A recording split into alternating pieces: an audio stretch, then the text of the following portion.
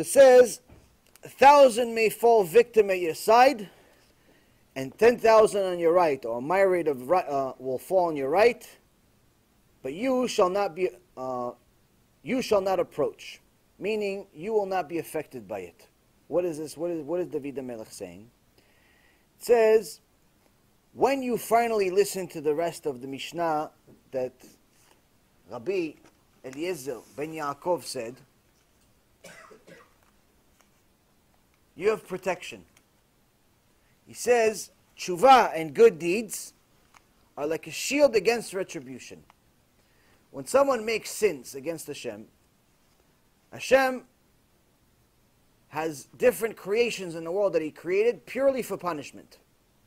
Sometimes it's a bug, sometimes it's deflation, sometimes it's inflation, sometimes it's a boss, sometimes it's a rock, sometimes it's a car, plane, weather, whatever. There's different creations that Hashem has that He uses them for different things. And sometimes their only usefulness is to punish someone. And we talked about it last night, is that Chazal says that there are plenty of things that Hashem created in the world that are waiting to be used. For what? To punish people. That's their only purpose in life. It's the only purpose of why Hashem created them. There's a certain mosquito that was created in the world just to punish somebody that did something wrong. And the next day he's going to scratch himself for 3 hours because of this mosquito. For whatever sin that he made. So, anytime somebody makes a sin, he makes this angel. Eventually Hashem has to pass judgment. He has to judge the person, punish him for certain things. Now, that means He sent a messenger. Now, Rabbi Eliezer says, if you do TeShuva and good deeds, they'll act like a shield against the retribution. Why doesn't it say, if you do TeShuva, you don't have to worry about anything? It should cancel out your sins. It should kill the bad angels. No, it doesn't. Because even though your TeShuva is good, you did TeShuva, Baruch Hashem. Problem is, Hashem already created that vehicle to punish you. He created that mosquito. He created that car. He created that plane. He created those things. So it's already created. It's already in the system.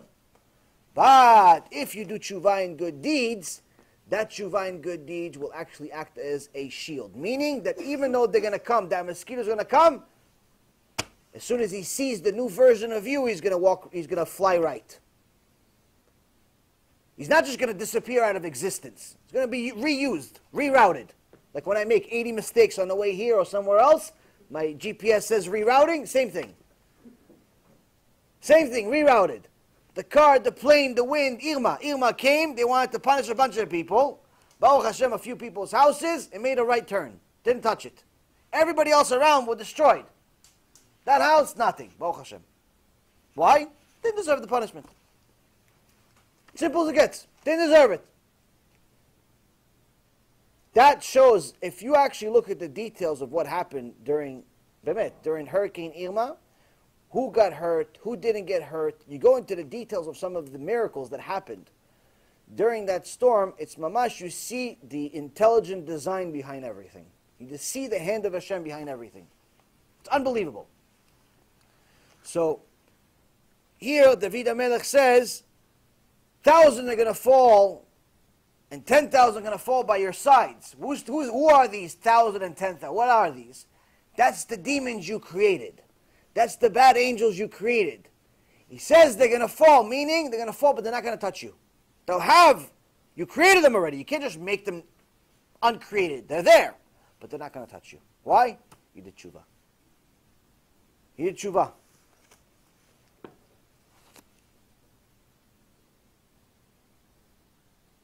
The problem is that sometimes we do TeShuva in the beginning, and then we go back. We start keeping Shabbat, but then one of our childhood friends shows up, unannounced, on Friday night, and he tries to convince us to go out. We start keeping Shabbat, and all of a sudden, our parents that don't keep anything want to come over for Shabbat, and they want us to watch a movie with them. We start keeping kosher, but all of a sudden our boss invites us to our annual dinner at a non-kosher place. We start keeping mitzvot, and all of a sudden, the new company that wants to hire us wants to invite us to an event in Las Vegas, aka Sodom and Gomorrah. But we want this job, so we're being tested. And unfortunately, many times people fail. They just start doing tshuva, they start keeping Shabbat, they start keeping tefillin, they start keeping mitzvot. Hashem says, okay, let me see if you're really serious. To be religious at home is very easy. Very easy. Everybody's religious at home. Everybody. People tell me, I wear tzitzit all day. I said, yeah, what about when you leave the house? No, come on, I don't wear tzitzit when I leave the house, but at home I wear tzitzit all the time. I go to sleep with tzitzit. I'm like, yeah, the problem is tzitzit, the mitzvah is for during the day, not at night. You can go to sleep with it, enjoy, but the mitzvah is for during the day, when you're outside. He goes, yeah, but I wear kippah. Wait, you wear kippah outside? No, I don't wear kippah outside. I wear kippah when I'm at home. So their religion, their Judaism, their God is only in their house. It's not in the mall, it's not at work, it's not everywhere else. It's only in the house or in the synagogue. It's very easy to be religious when no one sees you. That's why Hashem sends tests to those people. I want to know what you're going to do when everyone sees you. I want to know what you're going to do. What you're going to do when you're getting tested. When I send that beautiful girl in front of you, are you going to look at her? Hashem created beauty, but is it for you? Is it for you to look at?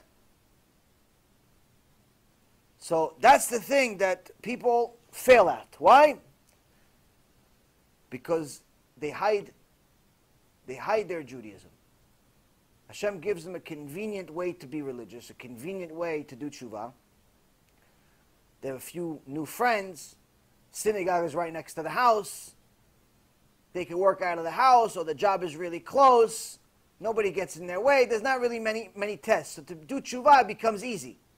Eat kosher? Okay, so instead of shopping at this supermarket, you shop at that supermarket. Big deal. Keep Shabbat? It's a vacation once a week. No one should really take that much credit for keeping Shabbat. It's not really that much of a big deal. It's not that much of a big deal if you really think about it. It's very easy to keep Shabbat today. It's very different to keep Shabbat today than keeping Shabbat 100 years ago. You could do so many things on Shabbat. You could do more things on Shabbat today, permissibly, than you can't do. There's more things that are allowed than not allowed. It's no problem keeping Shabbat. But people give themselves extra credit for keeping a few mitzvot, but then as soon as Hashem gives them a test, they're keeping Shabbat for 3 months, 4 months, 5 months by themselves, or with their spouse, or with their friends, but all of a sudden, their usual environment changes and someone comes in to stir the pie a little bit. The parents that don't keep anything, the friends that don't keep anything, the boss, someone comes in to stir the pie, and all of a sudden they become chilonim. This actually happens very often with Israelis that go to live in America and go to visit Israel. They do tshuva in America, they start keeping mitzvot, but they go to vacation to Israel. As soon as they go to vacation in Israel they become chilonim, they become secular. They go to the beach, they go do a lot of things, they become secular. Why? Because like they feel at home, and it's like everyone at home knows them as their past self. They're not comfortable with themselves yet. It was very easy to be religious in America. So this happens very often. Now, here's the problem. The problem is that Hashem doesn't view this very favorably. To such an extent that Shlomo HaMelech in Proverbs 26:11 says, Ki kelev shav al kio, kesil shone be'ivalto. Just like a dog eats his own vomit, a fool goes back to his foolishness. Now, when I first read this, I immediately got it. And the reason why I used to have a dog. Now, someone who doesn't have a dog, this doesn't make any sense to them. What do you mean a dog eats their own vomit? That's actually what they do. Even though a dog can eat garbage, They can eat complete garbage. Sometimes they'll throw up. The garbage was worse than garbage.